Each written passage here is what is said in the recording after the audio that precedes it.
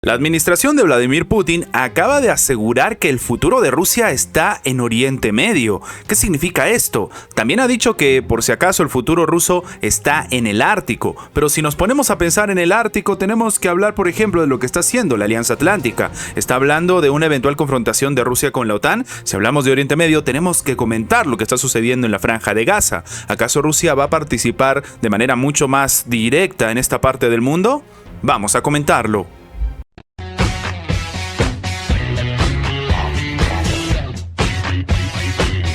El desarrollo del Lejano Oriente es clave para fomentar la cooperación de seguridad con Asia-Pacífico, la región más pujante de la economía global, ha afirmado el presidente ruso Vladimir Putin. Es decir, le está dando el valor que merece por la zona, en este caso, hablando de la carrera hegemónica y la geopolítica, precisamente en este lado del mundo, donde se están viviendo a día de hoy guerras que empiezan a preocupar, sobre todo por este detonante que algunos ya han calificado como un conflicto regional. Ahora, lo que dice el propio presidente ruso Vladimir Putin es que los mercados de venta en Rusia y la cooperación en el sentido más amplio de esta palabra, particularmente en el ámbito de tecnologías, se vuelven cada vez más interesantes. El presidente ha asegurado que el gobierno federal seguirá prestando atención al desarrollo del Lejano Oriente. Dice que el futuro del país está ahí también como en el Ártico y que hay otra logística, producción, recursos minerales, necesitan desarrollar precisamente ese territorio. Terminó enfatizando el presidente.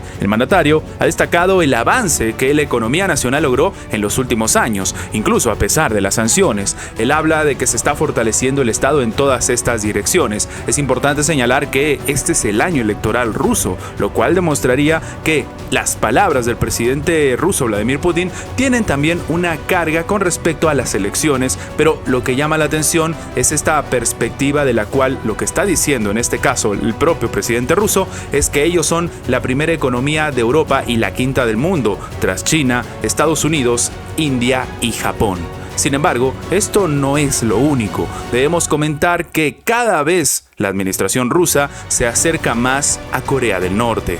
Es que sí, en nuestra siguiente nota debemos comentar que el ministro de Exteriores ruso, Sergei Lavrov, uno de los hombres de más confianza de Vladimir Putin, acaba de confirmar que se va a reunir en Moscú con una delegación de Corea del Norte. Y esto ha sido comentado por la portavoz de la Cancillería, María Zaharova. En este caso, la diplomática no ha ofrecido los detalles del encuentro, pero algunos medios internacionales, citando a la agencia de noticias norcoreana KCNA, adelantan que a Moscú llegará la ministra de Exteriores norcoreana por invitación de Sergei Lavrov. Más tarde, la Cancillería rusa confirmó esta información. Este es un viaje y una reunión bastante peculiar, sobre todo tomando en cuenta lo que ha estado pasando con respecto a la administración de Vladimir Putin y los señalamientos por parte de Estados Unidos de que, por ejemplo, en el conflicto con Ucrania está utilizando armamento de Corea del Norte, sobre todo misiles, algo que evidentemente tanto la administración rusa como la administración de Corea del Norte han salido al frente a negar. Pero si sumamos todo este escenario, esta nueva reunión, tomando en cuenta lo que está pasando también en la península de Corea, es bastante importante y demuestra la relevancia geopolítica que tiene Asia en este escenario. También es algo obvio que tanto Estados Unidos como los aliados de Occidente y también Corea del Sur van a estar pendientes a ver de qué se trata esta nueva reunión, en el cual, para algunos expertos, esto se hace con tambores de guerra sonando detrás de Corea. Me gustaría saber su opinión abajo en los comentarios.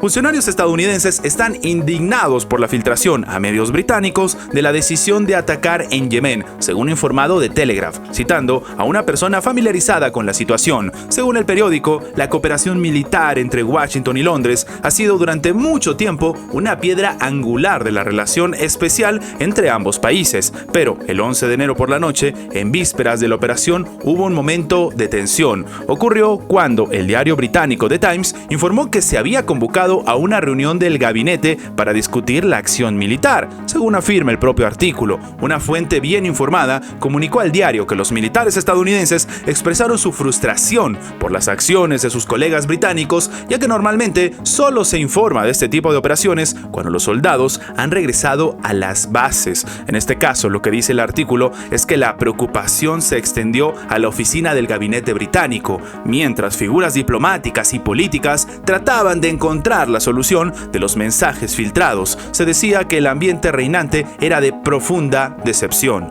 Se destaca que en los últimos 20 años se ha convertido en norma en el Reino Unido que el Parlamento tenga derecho a voto en asuntos militares, mientras que en el caso del ataque a Yemen se ha pasado por alto a los parlamentarios, algo que ha sucedido también en Estados Unidos. De hecho, muchos demócratas que son del propio partido gobernante están solicitándole explicaciones a Joe Biden en lo que ellos catalogan como algo inconstitucional que se habría realizado. Y en este caso, lo que está diciendo el jefe del Ministerio de Defensa británico es que la verdadera magnitud del descontento de Estados Unidos por la filtración realmente no está clara. Y en este caso, el propio Grant Shapps, de nuevo el jefe del Ministerio de Defensa británico, ha declarado al periódico que no tenía conocimiento de ninguna frustración de Washington por esta filtración. Al mismo tiempo, altos funcionarios del gobierno insisten en que la filtración no tuvo ningún impacto en el calendario o en el progreso de la operación, según añade The Telegraph. Y en este caso, sin embargo, aparentemente Estados Unidos no está nada contento. Sin embargo, si tenemos que hablar de escenarios tensos, debemos comentar nuestra segunda nota, donde el Congreso de Estados Unidos por fin ha logrado al menos un acuerdo de financiación en 2 fases para evitar el cierre hasta marzo. Así como lo escuchan, los líderes del Congreso acordaron un proyecto de ley de financiación temporal en 2 fases para mantener el gobierno en funcionamiento hasta principios de marzo, según informan los medios de comunicación estadounidenses. La resolución, que se perfilará en breve, requiere la aprobación tanto de la Cámara de Representantes como del Senado. Los líderes del Congreso entonces negociaron con éxito esta solución temporal para evitar el cierre del gobierno, optando por una estrategia de financiación temporal en 2 partes. El acuerdo alcanzado días antes de la fecha límite del cierre amplía el gobierno federal hasta marzo. El acuerdo debe ser ahora aprobado por la Cámara de Representantes y el Senado.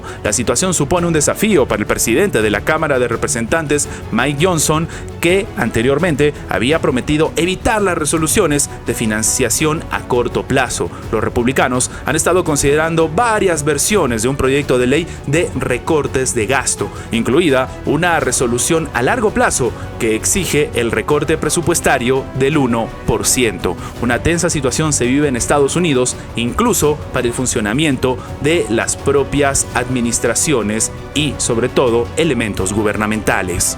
Antes de terminar, los invitamos a que se hagan miembros del canal para que, además de tener acceso a la pestaña de comunidad donde publicamos muy a nuestro estilo las diferentes situaciones que suceden en la geopolítica actual con diferentes artículos y, como siempre, sin seguir ninguna agenda como hacen algunos medios tradicionales, también van a tener acceso previo a poder ver los videos antes de su publicación en las horas normales, en una forma de agradecerles a todos los que hacen posible el mantenimiento de este proyecto. De nuevo, por solamente $1.99 tienen estas ventajas en forma de agradecimiento por apoyar a mantener este proyecto. Sin más que agregar, nos vemos en la próxima.